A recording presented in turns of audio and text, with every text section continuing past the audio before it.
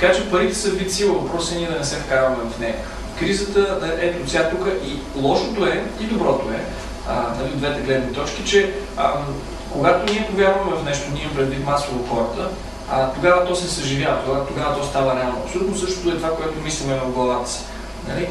Защото, ако да кажем, ние мислиме колко е тежка ситуацията, колко е гадна ситуацията, колко е черна ситуацията, колко е трудна ситуацията, нали? Тя става черна, гадна, трудна и каквото казах там. Ако ние мислиме, че ситуацията със сигурност има някакво разрешение, ситуацията е година ситуация, ето жив съм, здрав съм, тук съм, я да видя какво мога да направя, я да видя как мога да се позабавлявам. Нали? Защото когато аз почвам с хората, на мен е интересно как те сами си правят така, че да се провалят. Реално няма шанс човек да се провали, когато мисли по определен начин. И абсолютно няма шанс да успее, когато мисли по друг определен начин. Ако, да кажем, вие му кажете, ето сега ще ти дам, да кажем, 100 000 лева, за да стартираш бизнес. И той ви каже, че аз какво ще направя с тези 100 000 лева, аз идея нямам какво да направя, той си задава команда да няма идея какво да направи, следно той дори може да откаже парите. И вие дори му кажете, не бе, подарявам ти ги тия 100 000 лева, нали? Той тогава ще ги вземе, но той няма да стартира бизнес, естествено, ще ги профука и след известно време ще дойде да ви иска още 100 000 лева. Така че то въобще не е това. Истината е просто как си ги поставя нещата в главата. Ето аз тук си записвам да ви кажа някои неща, които слушах. Митко, Милтън Ериксън, Ричард се е учил от него. Милтън е бил най-добрият хипнотерапевт. И вие го видите, той колко интересно подхожда. Примерно, идва някой при него и му казва, сега тук искам да ме излекуваш от еди какво си. И Милтън, нали, почва да му помага на човека, обаче он му се съпротивлява. И Милтън казва, този човек се съпротивляваше по един изключителен начин. Толкова беше приятно да се работи с него, да го виждам как аз искам да му помогна, а той през цялото време се опитва да ми пречи да му помогна. Това беше изключително приятно. Всички ще кажат, добре, сега той е умен, дойде при мен, мога да му помогна, аз му казвам прави това, той не прави това, кой е дошъл при мен, глупак. А Милтън съответно казва, не, напротив, този човек ми беше толкова интересно как е дошъл при мен, с сериозен проблем, нали? И как през цялото време нали, толкова прекрасно се съпротивляваше, толкова интересно се съпротивляваше, как хубаво работи мозъка, виж как аз дето съм трениран и ги знам тия неща, не успях да достигна до него от тази страна, не успях от тази страна, не успях от него толкова време да достигна до него, нали? Този човек мозъка му работи изключително невероятно. Аз съм впечатлен. Нали, ако гледате, примерно, ако четете Шерлок Холмс, той това казва, ето, примерно, какъв невероятно малък проблем. Първо, той не казва какъв ужасяващ голям проблем, мога да подчертая. Станало убийство, примерно. Изчезнал е някой, нали, откраднати се плановете, там ще атакуват, немците ще нападат Англия и той казва, какъв невероятен малък проблем. Да, малък проблем, половината хора ще измърят, нали, обаче проблем. Но той не го гледа така, защото той не си го поставя в главата по този начин. Защото ако си кажете, проблема е някакъв незначителен, ще го разрешиме, нали, вие подхождате с едно усещане към него. Ако си кажете, проблема е пати сериозния, как ще се справя, вие подхождате по друг начин. И съответно, аз се старая, особено когато зацикля, защото аз съм човек от всички останали, аз зациклям. Когато зацикля, едно от нещата, които правя е, значи съм взел ситуацията прекалено на сериозно. Това е сигурният начин да зациклите, да вземете ситуацията прекалено на сериозно. Така че в случая аз веднага я гледам като някаква хумористична ситуация и много обичам да се поставям последния начин на мястото си. Аз си казвам, добре, като бях примерно на 15, или може би там на 13, не си спомням кога се смени точно режима на колко бях, но аз какво си мечтаях? Мечтаях си за банани, мечтаях си за луканка и си мечтаях за кока-кола. Сега, моля да си купа банани, по всяко време мога да се зарина с банани. Моля да ям луканка, от сутрин до вечер мога само това да ям без хляб, колкото искам луканка. Моля да пия кока-кола, повярвайте ми, мога да пия кока-кола. Правя ли го? Не! Нито пия кока-кола, нито ям луканка. Това си искаш сега?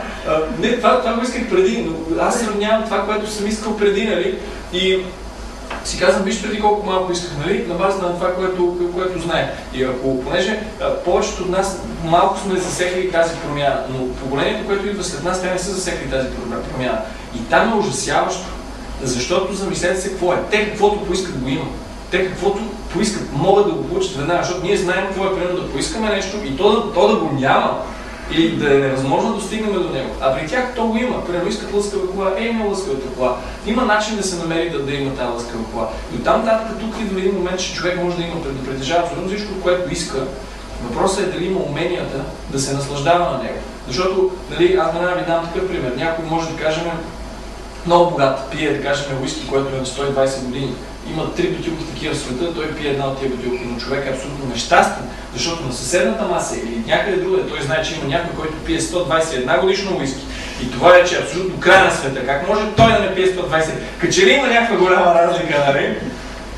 Обаче той вече така си го е поставил в главата. Докато аз мога да пия тази вода, примерно, и да ми е абсолютен кеф, че пия вода, да мога да си я направя по-вкусна, защото той е в главата как стоят нещата. Нали? Сега, ако има нещо неприятно в водата, ще ми е по-трудно определено. Ако е чиста хубава вода, нали, аз даже мога да си я направя с вкусна уиски, защото реално чрез хипноза човек може да бъде вкаран в състояние на, че е сема пиян, без да е пил глътка алкохолна. И това е един от любимите ми начини да дразна полицаите, нали, слизам тук и да зададете, господин Бела, вие сте пил.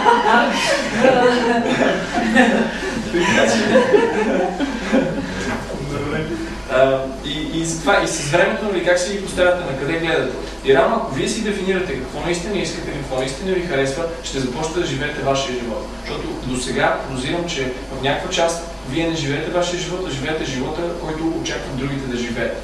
Така че внимавайте и с очакванията на другите, защото те също са сила, те също са вид енергия. Значи, примерно от мен очаквам да се държа и как сега много обичам да кажа, че съм луд, за да мога да се държа както си искам. Защото нали аз се държа по един начин тук, по друг начин се държа сред приятели, ако ми забавлявам се по трети начин. Ако ме видите нали, извън тук, някакъв път ще си затворя устата и мълча с часове и само слушам. Само въпроси задавам, само слушам, само си мисля някакви неща. И ако ме видите в така ситуация, ще кажете, той е някакъв бати аутист, сигурно такъв отделен от обществото. Нали. Не, аз си влизам в такива състояния и мен си ме кефят, аз си гледам различни картини в главата и ми е интересно. Така че аз имам различни, но примерно ако някой очаква от мен, аз да съм Алекс Гурото, примерно, и като излезаме, ама ти сега защо не ги говориш тези работи? Ми казвам, защото сега не е момента да ги говоря тези работи, сега ми се говори други работи, нали? Как мога да разкажеш такъв просташки вид? Много лесно, нали? Вече го разкажеш, че ти разкажеш по-просташки, един друг знам. Нали? Защото аз не обичам да отговарям на очакванията на хората, за да мога да бъда себе си това, който искам да бъда. И тогава, когато те, нали, най-големите очаквания съответно бяха от нашите, щом с тях се справих, значи всичко е наред. Защото нашите в началото ме пращаха на уроци по математика. Да, в програмирането има нещо математическо, така е. Но не станах математик, както те очакваха. Нали. После английска филология, толкова им разбих сърцето, че аз завърших трета година, приключих и имам добри оценки само. Въпросът е, че реших, че това е абсолютно безмислено, което те ни преподават. И те, как? Не, на тебе ти трябва диплома. Аз викам, не, на мен не ми трябва диплома, това, което аз казах на мен ми трябва знание. И аз между другото, нали, това не е, пак не идва толкова от мене. Ричард го е казал много пъти, нали, защото много го пита, добре, ще ми дадеш диплома. И той казва, ама какво ти е диплома? Ти ако имаш умение, да ти ще си създадеш, ти си дипломата. Разбираш? Защото вие знаете, повечето от вас имат бизнеси и не имат хора, знаете какво е да наемете някой с диплома. Аз като ми покажа диплома и вече ме фаща много страх, нали, викам, този човек тук пише, че знае някакви неща, ама дали знае една десета от тях, нали, това, ако знае една десета направо, ще е супер. Защото повечето вече излизат и трябва, то даже статистиката показва, че в компаниите до 2 години ги обучават след това, значи какво ние излизаме вече на 25 години, на 26, на 27, там след магистратура и трябва допълнително да ни обучават. И ние кога ще се изкачваме по тази стълби, се стане на 100. Смисъл, да знам. И нещата не са подходени по правилния начин и заради това започва и в Америка и в Англия толкова много курсове, които да ти дават ноу-хау. Те ти дават ноу-хау, отиди и го прави. Дават ти ноу-хау, отиди и го прави и се учи, защото нали на едното обучението те лично бяха задали въпрос. Ще научим ли в това обучение всичко, което трябва да се знае за NLP? И той така вика. Има ли обучение, в което може да научите всичко, което трябва да се знае за предмета? Аз не знам да има такова, защото това означава, нали, че край предмета свършва до тук, нали? Да, ще ви дам насоки, там нататък вие трябва да си ги развивате.